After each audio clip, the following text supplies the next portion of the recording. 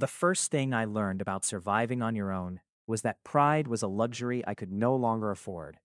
It sat heavy in my chest every single morning when I lifted that white plastic bucket, the kind you'd normally use to mop floors, filled it with water from the gas station 2 blocks over, and arranged my flowers inside it with the kind of careful precision that a person develops when they know that every unsold stem is a meal that won't happen. Carnations, sunflowers when I could get them cheap from the wholesale lot, roses when I was feeling optimistic, which happened less and less as the weeks went on. My name is Jerry Prince. I was 23 years old. I was 6 weeks pregnant, and I was completely, devastatingly broke. The corner I'd claimed sat directly across from a glass and steel tower that climbed 40 stories into the sky. It was the kind of building that had a lobby with marble floors and a security desk staffed by 2 men in blazers. The kind of building where people in expensive shoes walked in and out all day long without ever really looking at the street, without ever really looking at me, which suited me fine. Or at least, that's what I told myself every morning while I arranged my flowers and tried to make the bouquets look as lush as possible, despite the fact that I bought the blooms at the discount section of the wholesale market. The ones that were a day or two from past their prime, the ones that other vendors passed over, the ones that still had beauty left in them if you knew how to look. I knew how to look. That was one thing I still had. I'd been standing on that corner for 3 weeks when things started to go wrong in a way that felt specifically personal. The way the universe occasionally decides to make its contempt for you very, very clear. It started to rain. Not a polite drizzle either. It was the kind of rain that comes in sideways, the kind that makes umbrellas useless and soaks through the back of your collar, even when you're standing under the awning of the dry cleaners next door. My flowers trembled in the bucket. The cellophane I used to wrap the bouquets began to bead and slip. A woman in a trench coat hurried past, glanced at me, glanced at my flowers, and kept walking with the particular expression of someone who has decided very firmly not to feel guilty. I was standing there in the rain, my hand pressed flat against my lower back where the ache had been living for 2 days now, watching my carnations droop, when the revolving door of the tower across the street swung open and a man walked out. He wasn't remarkable at first glance. Medium height, broad through the shoulders, in a way that his dark overcoat did nothing to hide. Dark hair gone slightly unruly at the ends, like he'd forgotten to get it cut. When he reached into his inner pocket for his phone, were large, the kind of hands that look like they know how to carry things. He looked up from his phone. He looked directly at me. I looked away first, which was not something I was proud of, but there was something in the directness of his gaze that caught me off guard, the way a sudden light catches you when your eyes have adjusted to the dark. When I looked back, he was still watching me. Then he did something I didn't expect. He stepped off the curb, waited for a gap in the traffic, and crossed the street toward me. My stomach tightened with the specific anxiety of a person who has learned to be wary of strangers approaching. But he stopped at a respectful distance, close enough to look at the flowers in the bucket, and his expression wasn't the pitying look I'd grown accustomed to. It was something more like genuine consideration. "The sunflowers," he said. His voice was low and unhurried, the kind of voice that sounded like it was accustomed to rooms listening. "How much for a bunch?" 12, I told him, or 2 bunches for 20. He looked at the bucket, looked at me, looked back at the bucket. "I'll take 4 bunches." I blinked. 4 bunches was $48, which was more than I'd made in the last 2 days combined. My hands were steadier than I felt as I pulled 4 generous bunches of sunflowers and wrapped them in cellophane, tying them with the yellow ribbon I kept in my jacket pocket. He paid me with 2 20s and 1 10, which he'd folded together like he prepared them in advance. And when I tried to give him back the $2 change, he held up one hand briefly and said he didn't need it. I almost said something sharp about charity. I swallowed it. "Thank you," I said instead. He nodded, tucking the flowers under one arm without any self-consciousness about it, the way some men are awkward carrying flowers like they've been told it makes them look soft. He didn't seem to carry that particular insecurity. He was halfway back across the street when he turned around. "Are you here every day?" "Most days," I said. He nodded again, like that confirmed something, and then the revolving door took him back. I stood in the rain for another hour. I sold one more bunch of carnations to a woman who bargained me down to $8. But for the first time in 3 weeks, I walked back to my apartment with enough in my pocket to buy groceries and pay the gas bill, and the ache in my lower back felt just slightly less like a sentence. His name was Ricky Ray. I didn't learn that for another week. In the meantime, he became simply the man from the building, which was how I cataloged him in my head, carefully, at a distance, with the deliberate detachment of someone who has recently learned that attachment leads to places you cannot afford to go. He bought flowers from me 4 more times that week, not always sunflowers. On Tuesday, he bought 2 bouquets of white carnations, and on Thursday, he came out at noon and bought a single rose, just one, and studied it for a moment in his palm, before tucking it into his breast pocket with a faint expression I couldn't read. On Friday, he bought a mixed bouquet that I put together that morning in a hopeful mood, yellow and orange, and the deep burgundy of the roses that had come in fresh for once. He always paid generously. He always took his change only when I insisted. He always crossed the street to come to me rather than waiting for me to call out the way the other vendors did. I told myself none of this meant anything.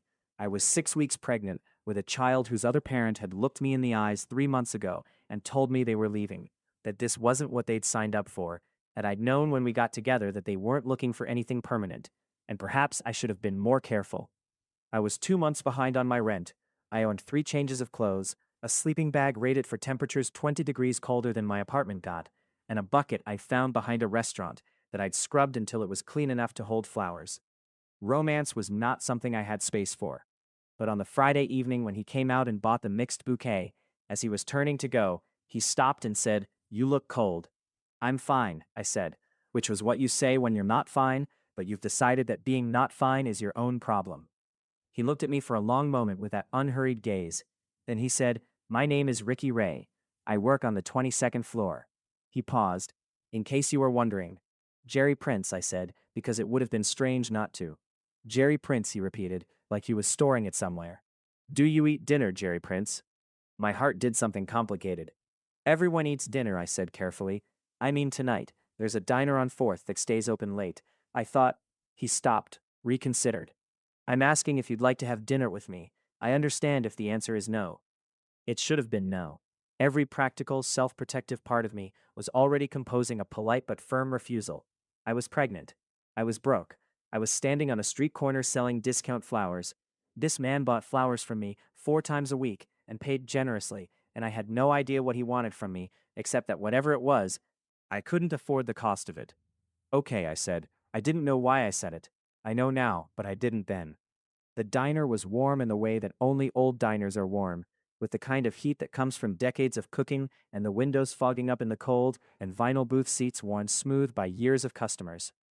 There were photographs on the walls that nobody had dusted in a while. The menus were laminated and faintly sticky. I loved it immediately, which surprised me. We sat across from each other in a booth near the window, and I was suddenly, acutely aware that I was wearing my second best jacket, which was not very good, and that my hair was doing something I hadn't checked in a mirror. Ricky Ray seemed unbothered by all of this. He looked at the menu with the same calm consideration he looked at everything with. "Do you have any dietary restrictions?" he asked. "No," I said, which was true in the technical sense, and not necessarily representative of the fact that I hadn't had a proper meal in 4 days and was trying not to look at the prices in a way that made it obvious I was calculating. He ordered when the server came, with the ease of someone who has always known that ordering food was a simple and uncomplicated act. He ordered enough for 2 people, without making any particular ceremony of it. When the food arrived, it was plentiful and good, the kind of food that tastes like something when you've been eating crackers and instant noodles. The kind that made my eyes sting briefly in a way I was glad the lighting in the diner was too dim to expose. We talked. I don't mean we made small talk, though we did some of that. He asked me how long I'd been selling flowers, and I told him almost a month, and something in his face registered the precision of almost a month without pressing it. He asked if I'd done it before, and I told him no, that I'd been doing something else before, and he didn't ask what. He told me he'd worked in the building across from my corner for 4 years. Finance, not a banker, he clarified, but adjacent to banking in a way that apparently made a difference to people who understood the distinction. He mentioned it without any of the self-importance that I might have expected, the way some people mention successful careers like a credential they're waiting for you to admire. "Why do you buy so many flowers?" I asked. Because I'd been wondering. He considered this for a moment, the way he seemed to consider most things, not because he didn't know the answer, but because he was deciding how to say it accurately. "I like them," he said finally. "And I think people who sell things on street corners in the cold deserve to sell things." I looked at him across the table. That's a specific philosophy. I have specific philosophies. The corner of his mouth moved. It wasn't quite a smile yet, but it was something adjacent to one. I had a friend years ago who had a table at a flea market. Handmade things. She was very good at what she made, and people would walk past and look and not buy things, and she'd pack up at the end of the day, sometimes having barely covered her costs. It bothered me. Did you buy everything she made? Not everything, but I bought enough that she started breaking even. He shrugged, like this was a normal thing. Eventually, she got a proper space. She's doing well now. Something loosened in my chest, very slightly, against my will. After dinner, we walked. He didn't suggest it, I did, almost without thinking, because I wasn't ready to go back to my apartment yet, and the night air was cold but dry, and the city looked better at night when you couldn't see as much of it clearly. He walked beside me without taking up too much space, which was something I noticed because some people, especially large men, have a way of physically crowding without meaning to, a gravitational pull that narrows the sidewalk. At the corner where we had to part ways, he turned to me and said, "I'd like to do this again, if you're willing." I studied his face in the streetlight. It was an honest face. Not perfect. There were lines around his eyes and a scar along his jaw that was old enough to have faded to silver. But honest in the way that some faces simply are. The way you can tell that what you're seeing is the actual thing. "I should tell you something," I said. "All right." The cold air felt very clear and very still. "I'm pregnant." The silence that followed lasted about 4 seconds, which felt longer. His expression didn't change in the ways I braced for. No alarm, no recoil, no rapid recalculation. He simply absorbed the information and let it settle. "Okay," he said quietly. I'm not telling you so that you'll do anything. I'm telling you because you said you wanted to see me again, and I thought you should know. I appreciate that." He paused. "Does knowing that change whether you'd like to do this again?" I blinked. That's not how that question is supposed to go. Maybe not, but it's the relevant question. I thought about it standing there on the corner in the cold. I thought about the warmth of the diner, and the way he'd ordered food like it was natural, and the way he'd walked beside me without crowding me. I thought about the price of self-protection, which I had been paying for months, and what it had and hadn't bought me. "I'll see you Monday," I said. "I'll be on the corner." "Then I'll come out for flowers," he said. He waited until I turned and walked half a block, before I heard his footsteps moving in the other direction. I don't know why that mattered, but it did. The weeks that followed were strange and quiet and full of a kind of accumulating tenderness that I kept trying to put a practical name to, so that I wouldn't have to acknowledge what it actually was. Ricky came out for flowers every day. Sometimes at lunch, sometimes in the early afternoon, sometimes in the late evening when I was packing up and the street was going blue with dusk. He always bought something, even on the days the selection was sparse, and the best I had was a bucket of carnations past their peak. On those days, he'd pick out the healthiest bunch and carry them into the building with the same unhurried dignity. We had dinner twice a week, always at the diner on 4th, which became ours in the quiet way that neutral places sometimes become yours. The server there, whose name badge said Miriam, and who had the sharp-eyed warmth of someone who has served a lot of people and developed strong opinions about them, began bringing my tea without being asked after the third visit. I was 8 weeks pregnant, then 9, then 10. The nausea was manageable most mornings, but not all of them. And there were days when I stood on the corner with a plastic bag in my jacket pocket just in case, and tried not to let my face do anything alarming when a wave of it passed through me. On those days, I drank ginger tea from a thermos and breathed through my nose and sold flowers with a slightly more fixed expression than usual. Ricky noticed on a Thursday. He came out at 11 in the morning, which was earlier than usual, and I was in the middle of a bad patch, breathing carefully through my mouth and trying to look like I was simply examining a bouquet of carnations with great professional interest. "Sit down," he said. "I'm fine. Jerry." His voice was quiet and not unkind, and there was no question in it, which was somehow more effective than if there had been. There was a low cement ledge along the front of the dry cleaners that I sometimes sat on during slow periods. I sat on it now. He stood slightly in front of me in a way that blocked the wind and maybe also blocked me from the street, which was a thing I chose not to examine too closely. After a minute, the wave passed. I breathed out. "Sorry," I started. "Don't be." He reached into his coat pocket and produced a small bottle of ginger ale that was still faintly cold from wherever it had been. "I stopped at the pharmacy on my way in this morning. I thought you might need it." I looked at the bottle. I looked at him. Something in my chest did the complicated thing. It had been doing more and more often in his presence, the thing I kept smoothing down and refusing to name. You can't take care of me, I said. I mean, you shouldn't feel like you have to. I don't feel like I have to. He sat down on the ledge beside me, which was something I hadn't expected, given that his coat probably cost more than my rent. I feel like I want to. Those are different things. Ricky, I'm not asking you to accept anything you don't want to accept, he said. I'm giving you a ginger ale. They're 99 cents. I took the ginger ale. I drank it slowly. The cold fizz settled something in my stomach and something else entirely in my chest, and I sat there on the ledge of the dry cleaners while Ricky Ray sat beside me with his hands on his knees and didn't say anything, which turned out to be exactly right. We sat there for 20 minutes. I sold 2 bouquets without getting up. Customers came to me, perhaps moved by some combination of proximity and sympathy. Ricky handed them their change when I was occupied with wrapping and didn't make anything of it. When I felt well enough to stand, I stood, and he stood with me. Dinner tonight? He asked. It's a Tuesday. I know what day it is. I considered this. Okay. He went back into the building. I went back to my flowers. Miriam at the diner that night brought me a cup of broth before anything else, without explanation, and when I looked up, she just said that she'd heard somewhere that it helped, and then moved on to another table.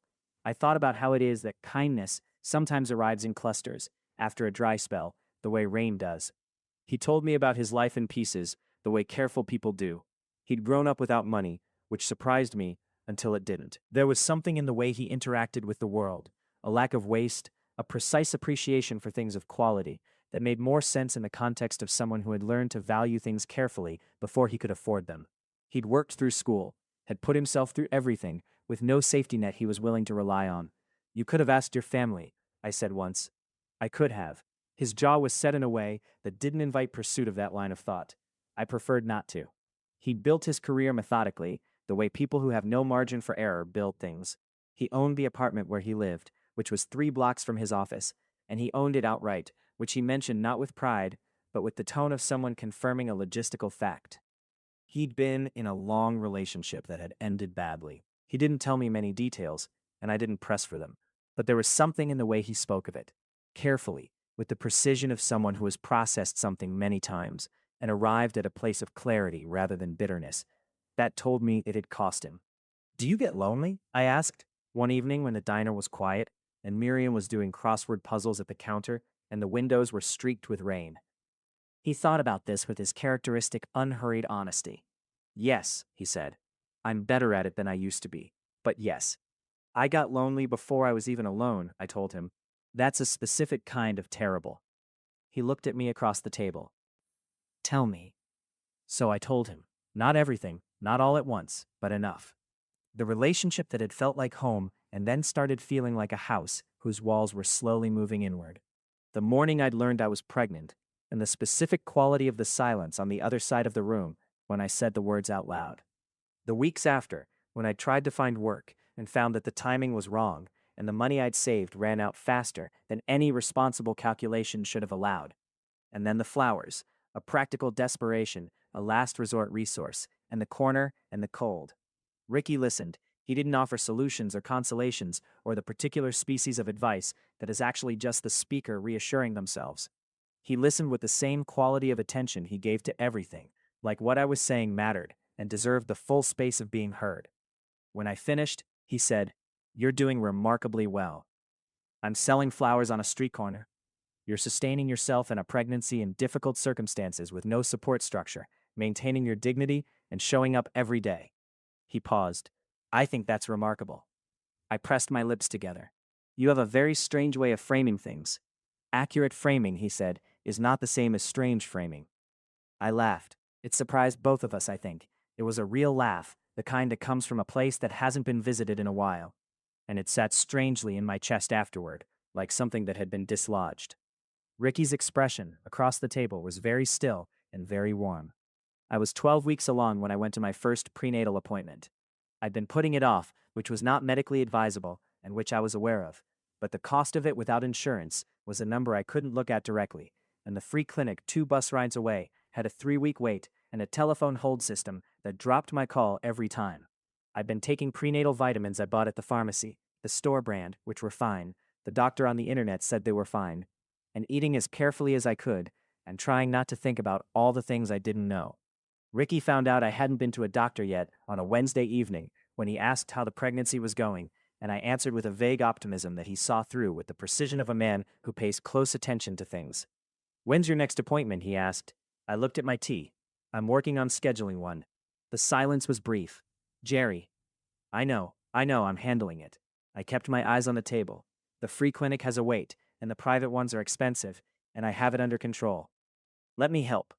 I looked up then because the way he said it wasn't the way people usually say things like that. With discomfort, or pity, or the slight air of someone who wants credit for offering.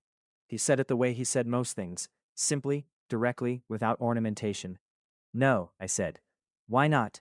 "Because I've known you for 5 weeks, and I'm not in a position to owe anyone anything right now." He was quiet for a moment. Then, what if it wasn't a debt? What if it was just...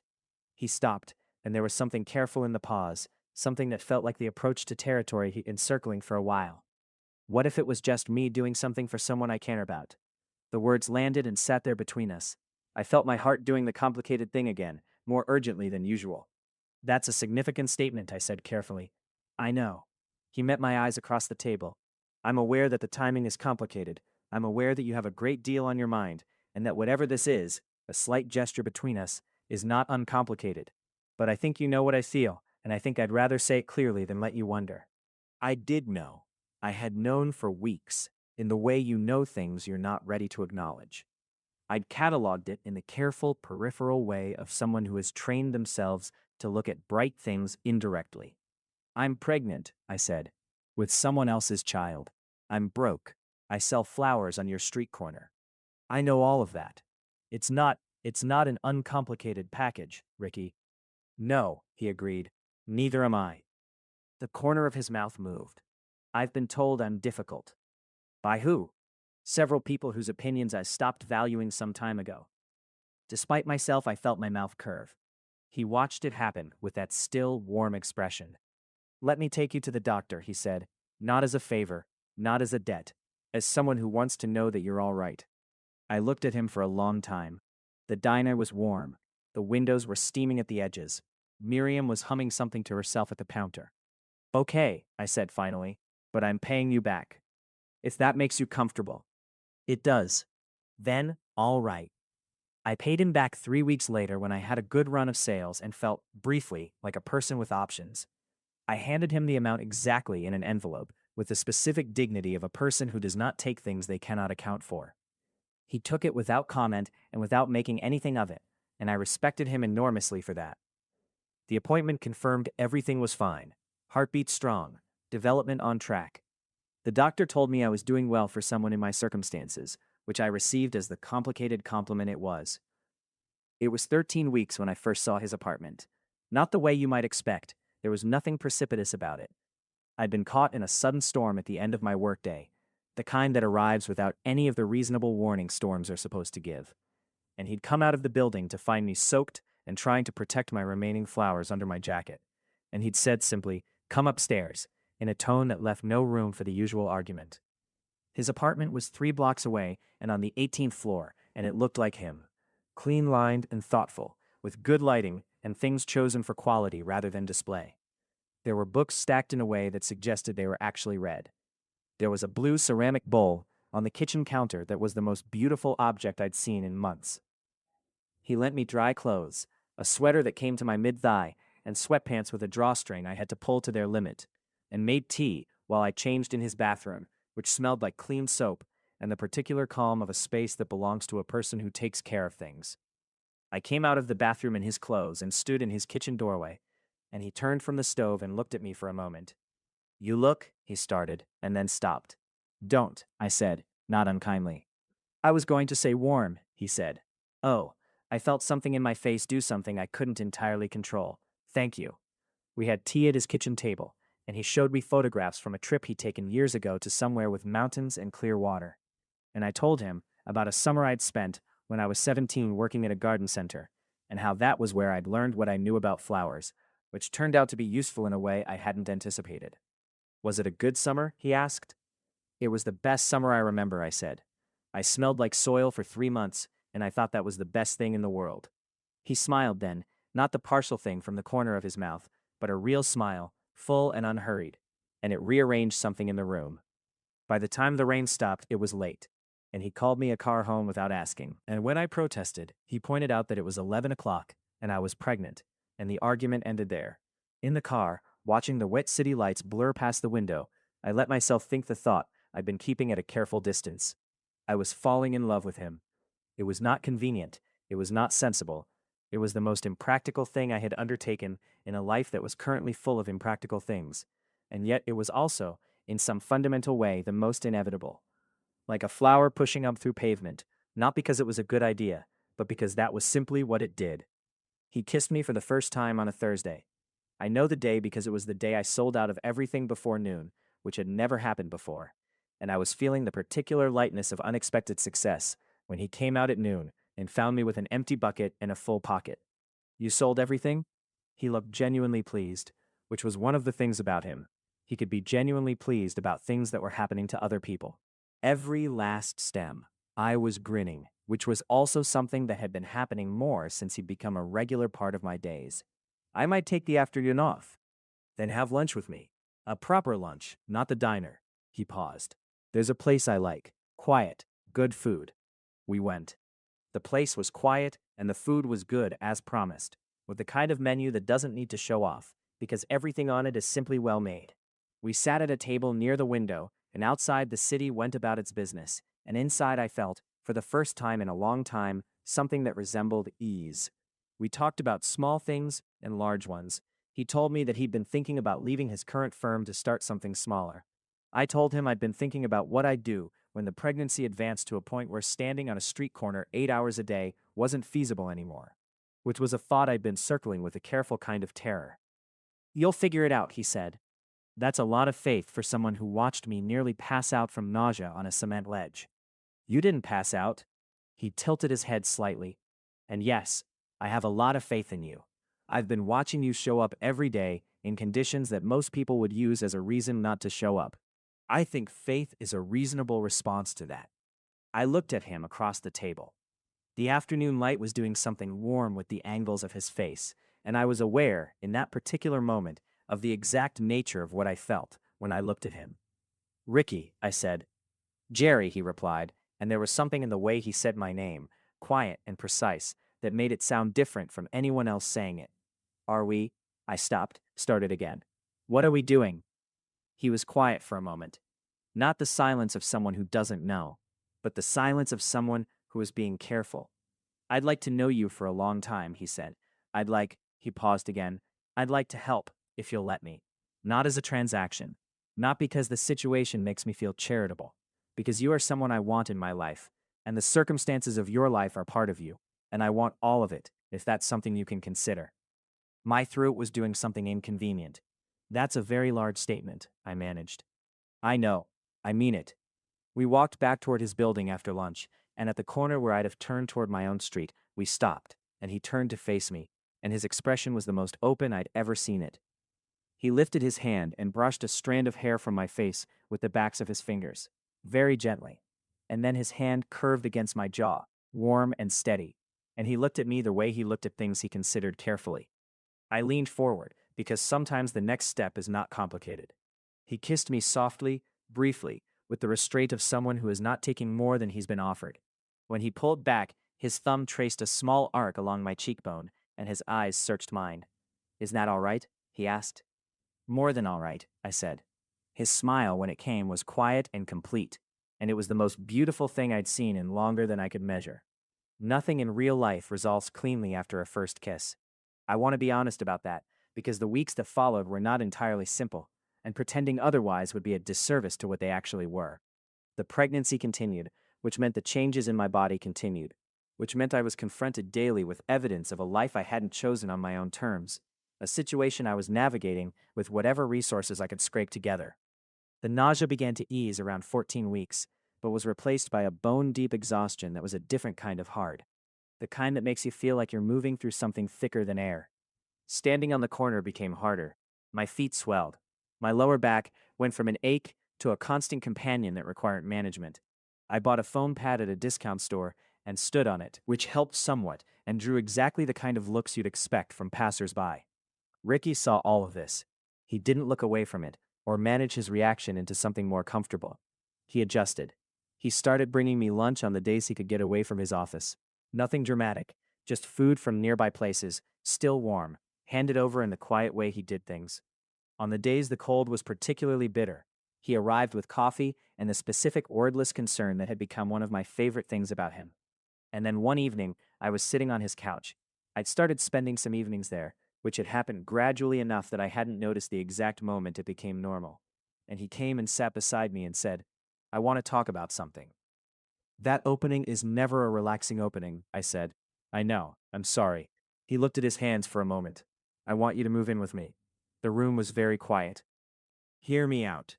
He turned to face me, and he had clearly prepared this in the way he prepared most things, carefully, without leaving loose ends. "Your apartment costs you a significant portion of what you make. You're getting further along in the pregnancy, and the physical demands of your work are increasing. You're going to need support that your current situation doesn't provide. My apartment has a second bedroom that I use as a home office but don't need to. I can work from the living room or rearrange." He paused. "I'm not asking you to be dependent on me. I'm asking you to let me share the load. There's a difference." "I've known you for 3 months," I said, which was the most rational objection I had ready. "I know. This is fast." "It is," he agreed. "I'm also—" He stopped. Something moved across his face that was not quite uncertainty, but was adjacent to it. A rare departure from his characteristic groundedness. "I'm aware that I'm asking something significant. I'm aware that you've had to be very self-reliant, and that what I'm offering might feel like it has strings attached, and I want you to know that it doesn't. If you want to move in and keep separate finances and pay me whatever rent feels equitable, that's fine.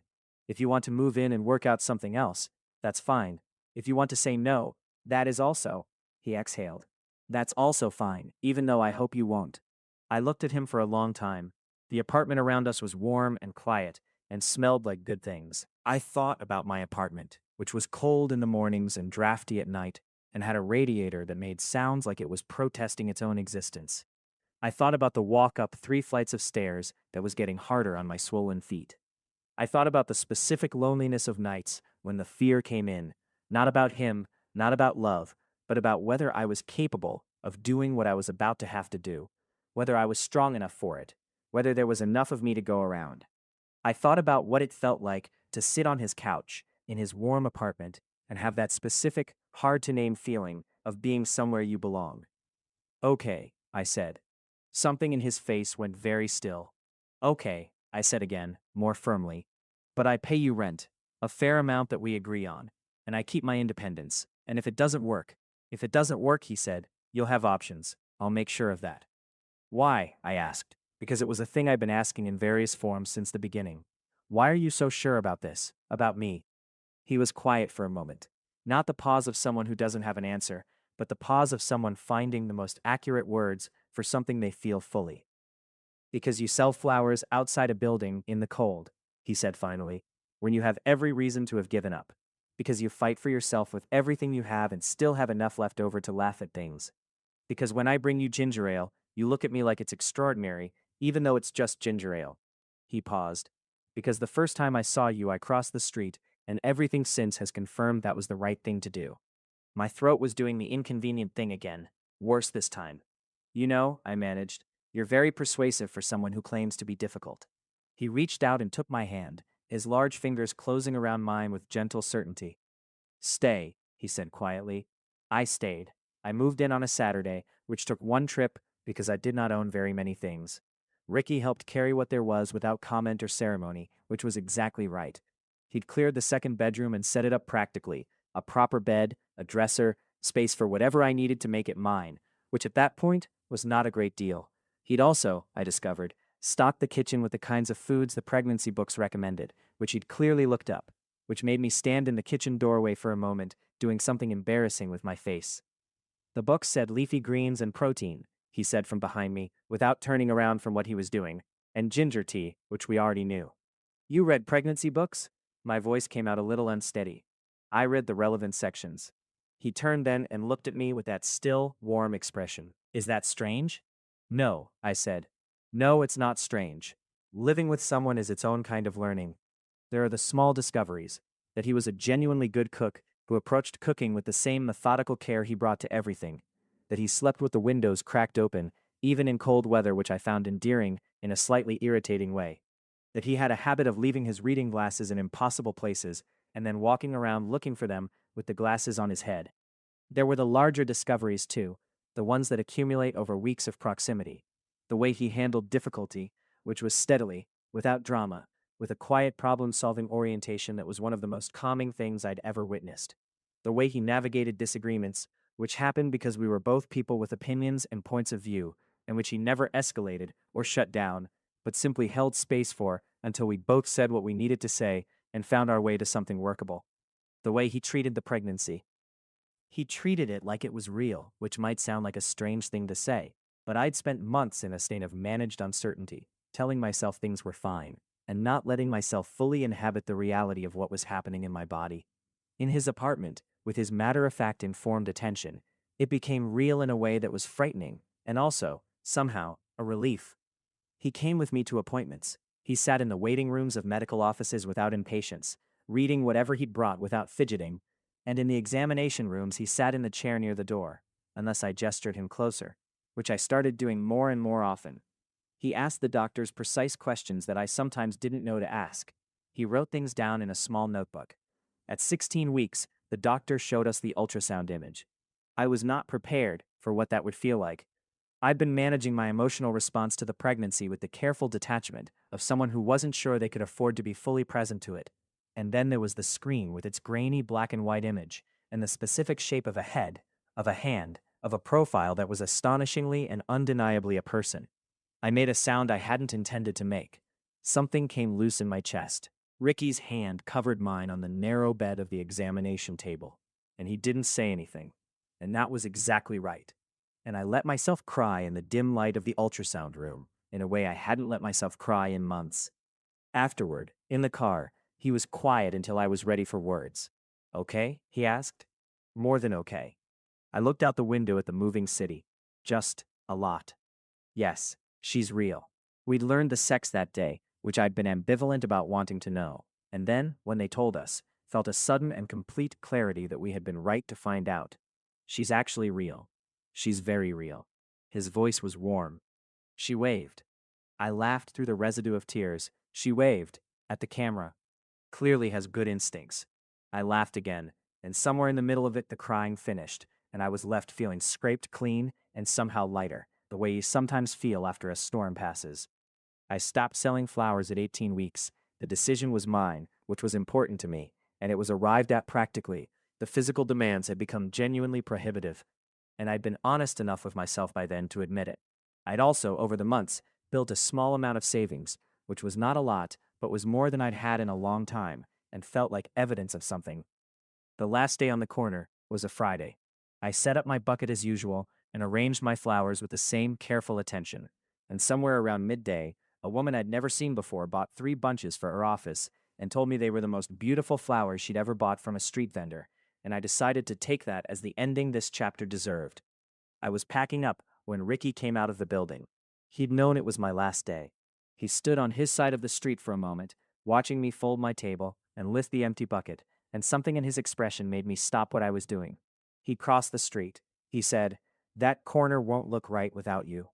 "It'll adjust," I said. He took the bucket from my hands, which he always did when he was nearby at the end of the day, and stood there holding it. "I'm proud of you," he said. "I've been meaning to say it clearly. You did something remarkable." I looked up at him. The late afternoon light was doing the warm thing with his face again, the same thing it had done that first day at lunch that had started something irreversible. "I sold flowers," I said. "You survived," he said. "You showed up. You didn't let circumstances make you smaller than you are." He paused. That's worth saying clearly.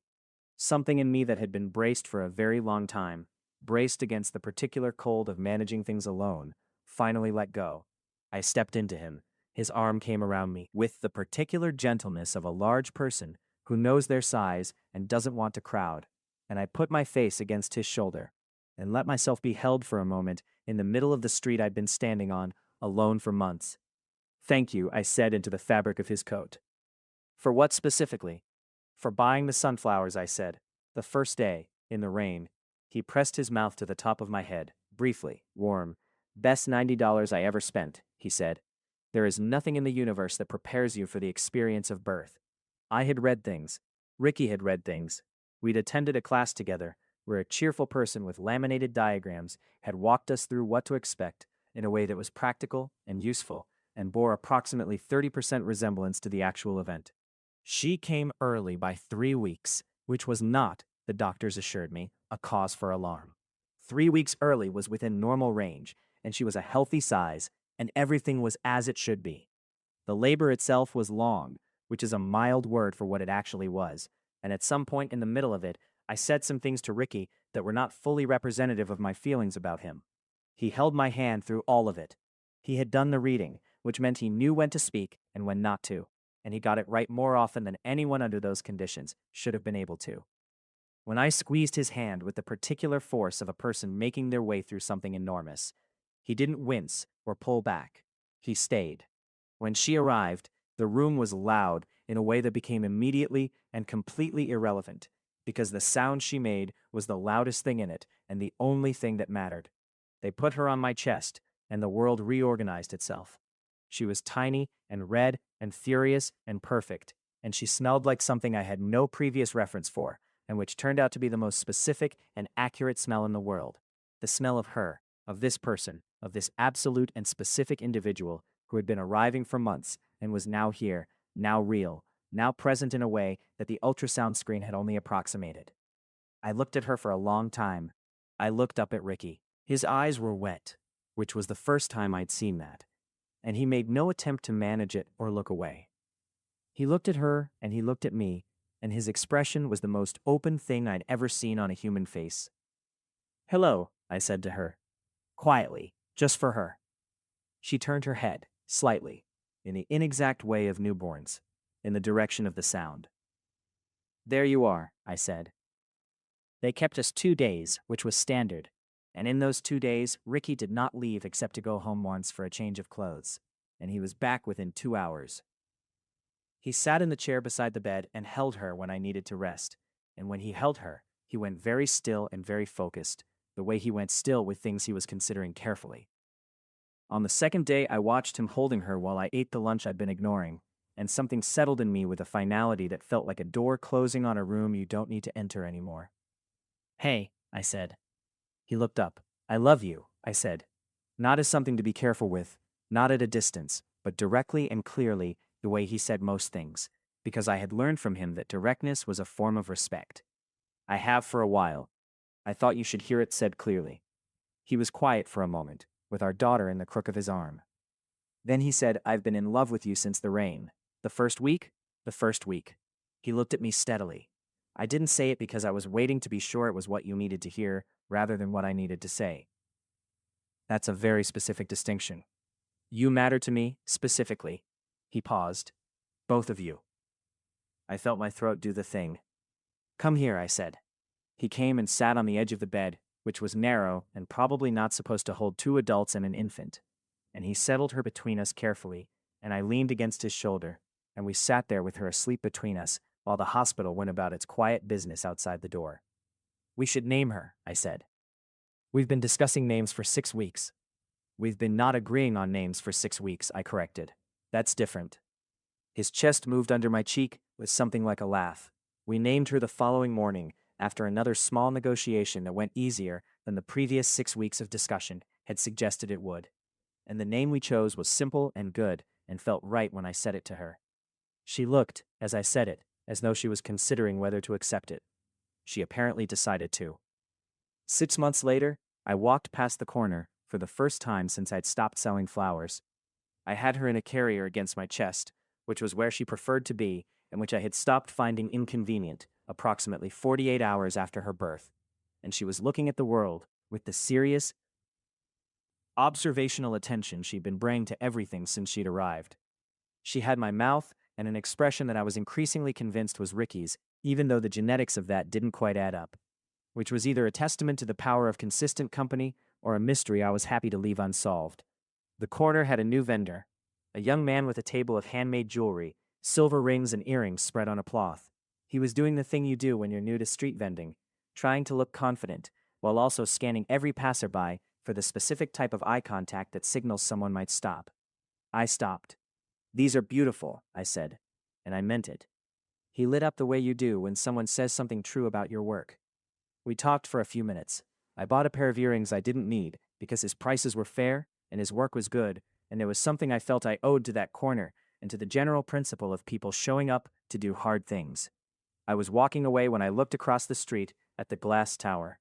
Ricky was standing at the window on the 22nd floor, or at least I thought it was him. The distance was not inconsiderable, and the reflection on the glass made it hard to be certain. But the figure was the right shape, the right stillness, and as I looked, it raised one hand briefly. I raised mine back. She made a sound against my chest, a small investigating sound, as if she too had noticed something worth attending to. "That's your dad," I told her quietly. "He's the one who bought the sunflowers." She considered this with the appropriate gravity of someone for whom all information was new. I'm 24 now. She is 7 months old and has developed very strong opinions about things, which is either genetic or environmental, and probably both. My life does not look like I imagined it would, which is something I think about sometimes with the specific wonder of a person who has been surprised by the forms that good things take.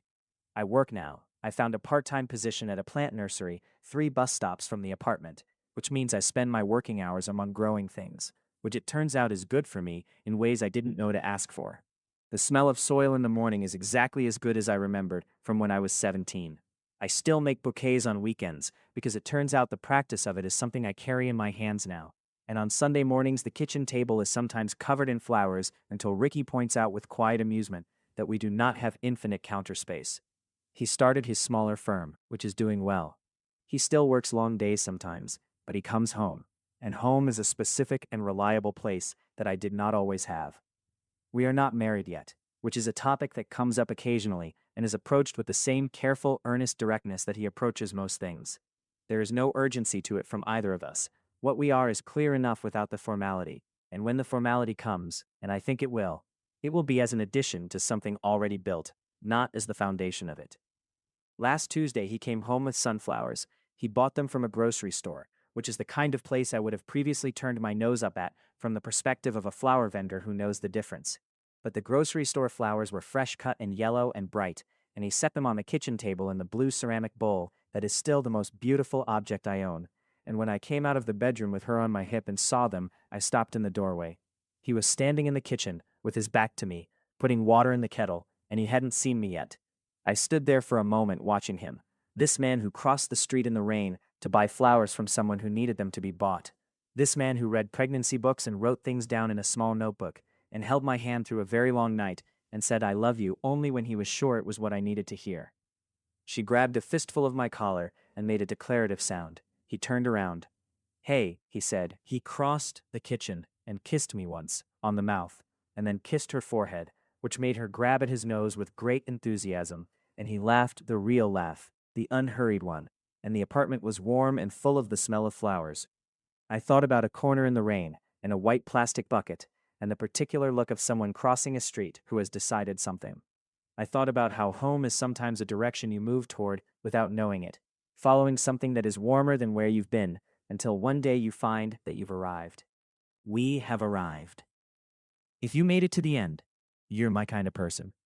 Leave a subscribe, comment down your favorite part of the story.